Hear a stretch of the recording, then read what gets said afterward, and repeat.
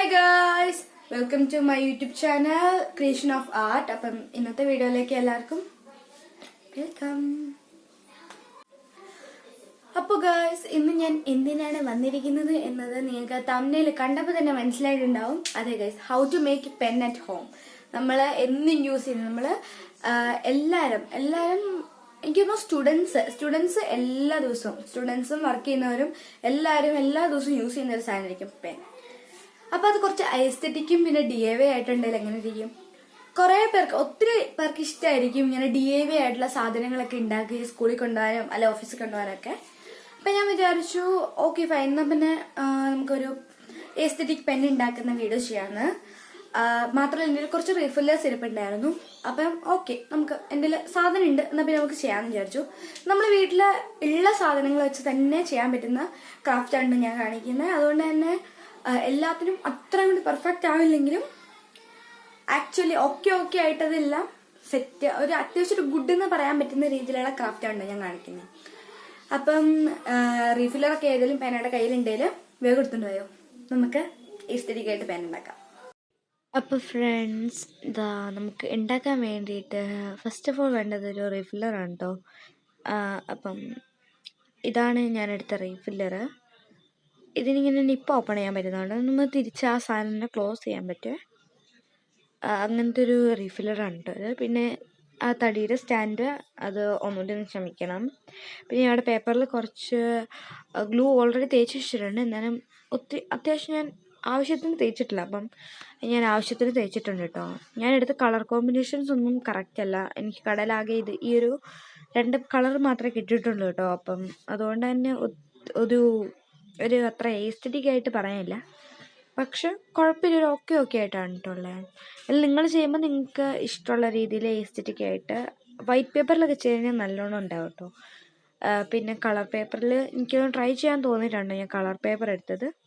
അപ്പം നിങ്ങൾക്ക് എസ്തെറ്റിക് എന്ന് വെച്ചിട്ടുണ്ടെങ്കിൽ ഒരു വൈറ്റ് തീമിൽ വരുന്നതിൽ ബ്രൈറ്റ് കളേഴ്സ് വരുന്നതായതുകൊണ്ട് നിങ്ങൾക്ക് വേണമെങ്കിൽ വൈറ്റ് പേപ്പറിൽ തന്നെ ചെയ്യാവുന്ന കേട്ടോ. അപ്പോൾ ഫ്രണ്ട്സ്, ഞാനിത് ഫുള്ളായിട്ടൊന്ന് ചുറ്റിയിട്ട് വന്നിട്ടുണ്ട്.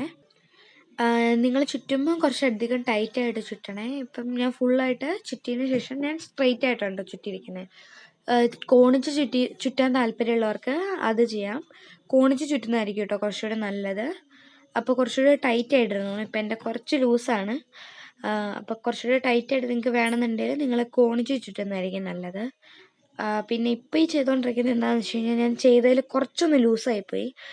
ഞാൻ ഓൾറെഡി പറഞ്ഞായിരുന്നു എൻ്റെ കുറച്ച് ലൂസാണെന്ന്. അത് ഫ്രണ്ടിൽ നിന്ന് വലിച്ച് ടൈറ്റ് ആക്കുന്നുണ്ട് നിങ്ങൾ കണ്ടുകൊണ്ടിരിക്കുന്നത്.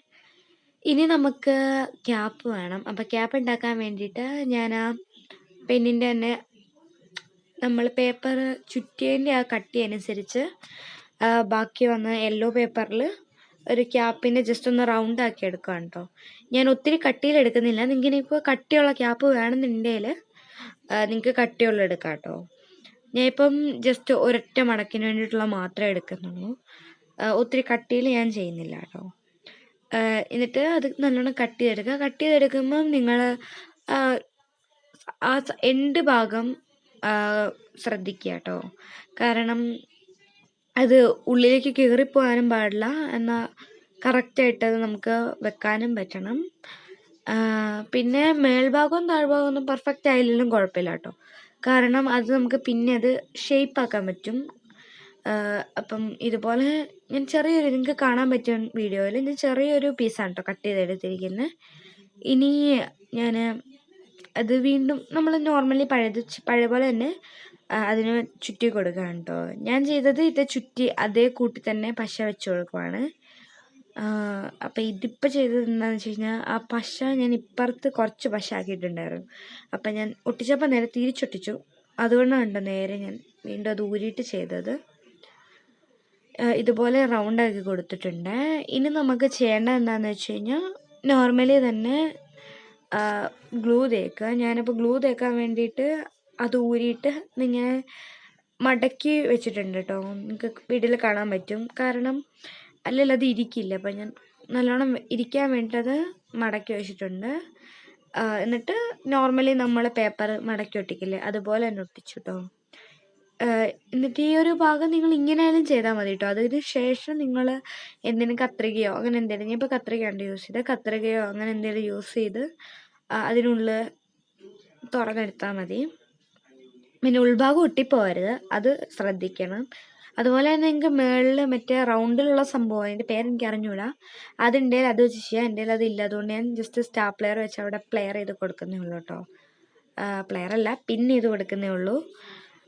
അപ്പം ഞാൻ 2 തവണ ചെയ്യുന്നുണ്ട് കേട്ടോ. കുറച്ച് ഭംഗിയായിക്കോട്ടെ എന്ന് വിചാരിച്ച് ചെയ്താണ്, പക്ഷെ ചെറുതായിട്ട് ഫ്ലോപ്പായി, കുഴപ്പമില്ല. ഇനിയുള്ള പരിപാടി എന്ന് വെച്ചാൽ അത് അതിനുള്ളിൽ കയറ്റി വെക്കാം.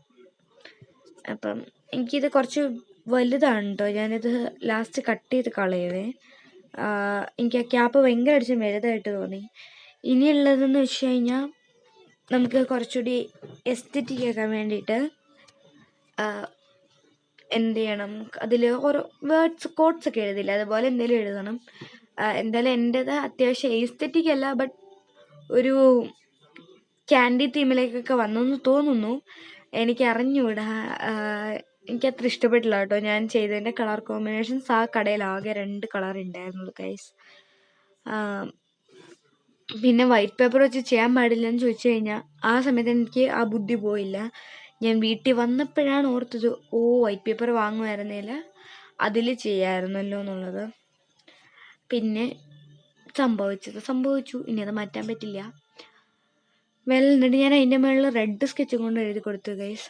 അത് ഏറ്റവും ബോറായിപ്പോയി, ബട്ട് കുഴപ്പമില്ല, നിങ്ങൾ നിങ്ങളുടെ ക്രിയേറ്റിവിറ്റി അനുസരിച്ച് ചെയ്യുക. ഇപ്പം മിക്കവാറും നിങ്ങൾ കാണാൻ ഒരു 4th or 5th സ്റ്റാൻഡേർഡിലൊക്കെ പഠിക്കുന്ന പിള്ളേരായിരിക്കും കൂടുതലായിട്ട് ഓഡിയൻസ്.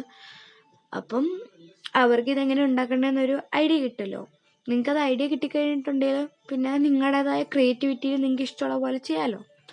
എന്തായാലും ചേച്ചിക്ക് അത്ര എന്താ പറയുക, ക്രിയേറ്റിവിറ്റി ഇല്ല. അപ്പോൾ അതുകൊണ്ട് തന്നെ ക്രിയേറ്റിവിറ്റി ഉണ്ടോയെന്ന് ചോദിച്ചുകൊണ്ട്, പക്ഷേ ഇതുപോലത്തെ കാര്യങ്ങളൊക്കെ ചെയ്യുമ്പം ഫ്ലോപ്പ് ആവാനാണ് കേട്ടോ. ഞാനിപ്പോൾ ഒത്തിരി നാൾ കൂടിയാണ് കേട്ടോ വീണ്ടും പെന്നുണ്ടാക്കിയത്, അതുകൊണ്ട് തന്നെ അത്യാവശ്യം നല്ലോണം തന്നെ ഫ്ലോപ്പായിട്ടുണ്ടായിരുന്നു.